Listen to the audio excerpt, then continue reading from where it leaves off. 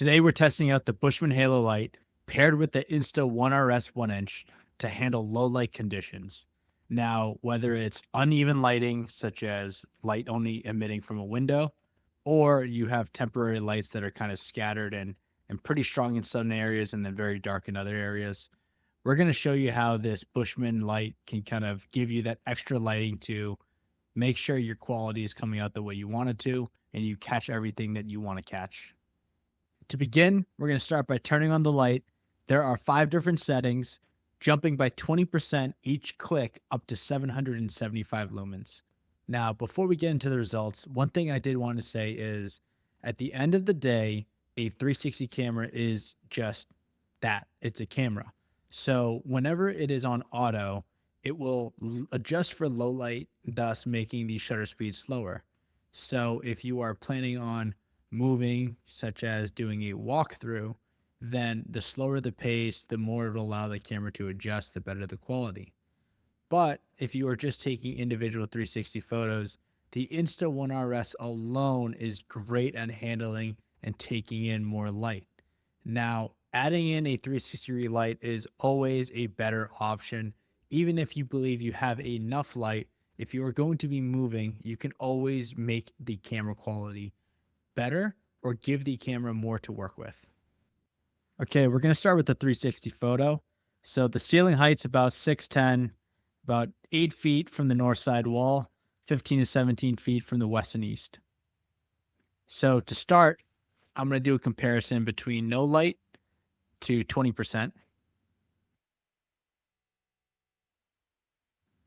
no light to 40%,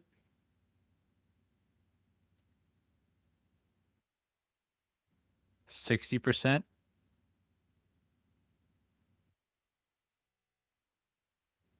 80%,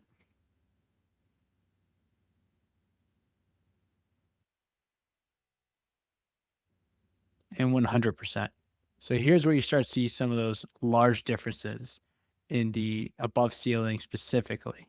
And if there's more on the walls here, you'd probably notice a difference there as well.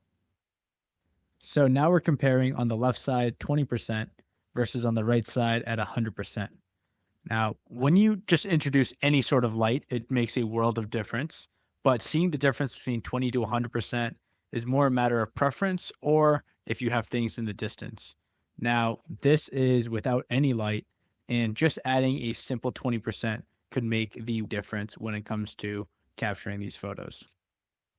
Now, for the walking portion, I walked a 30-foot distance, kept it relatively the same distance from the wall and the soffit, as well as the same relative speed of walking. And these results were really interesting because the percentages made massive differences each step. Okay, we're going to start out with the 0% light edition. As you can tell, the Insta360 One RS 1-inch does a phenomenal job handling this low light and movement. But obviously the ceiling, you really can't do much with complete darkness. Going over to the 20%. So here you can actually start to begin to see the elements in the ceiling. You can tell in the soffit on the right, a little bit of light is reflecting off the wood. If you have a metal stud building, then you will see even more of that. But you can't always rely on that every single time. Now moving on to the 40%.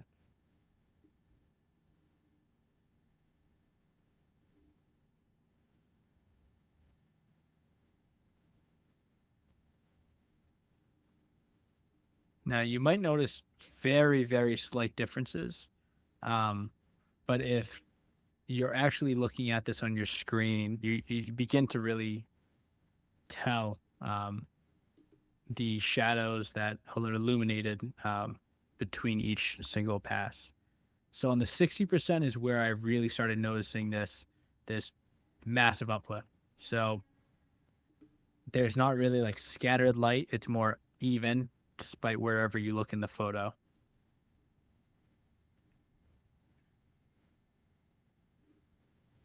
%, as well. The biggest difference around these percentages now has more to do with the motion blur. It's allowing the camera to up its shutter speed and be able to capture more of that despite walking at that same speed.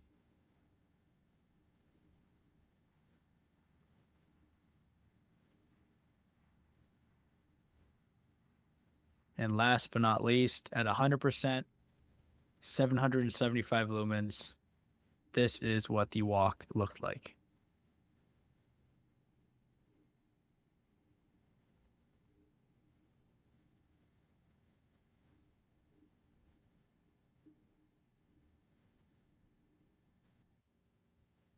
To come to a conclusion, I would say while doing walkthroughs, have the light at the highest setting. If you're doing individual still 360s, 20% up to 60% is relatively going to look the same because you're not moving. But if you have something with dense dark cavities, anywhere that light isn't, needs to travel the furthest distance, then go up. But do whatever you need to preserve battery life. So thank you for watching this. Hopefully you learned something from it. And if there's any feedback or things you want to see on the next one, let us know.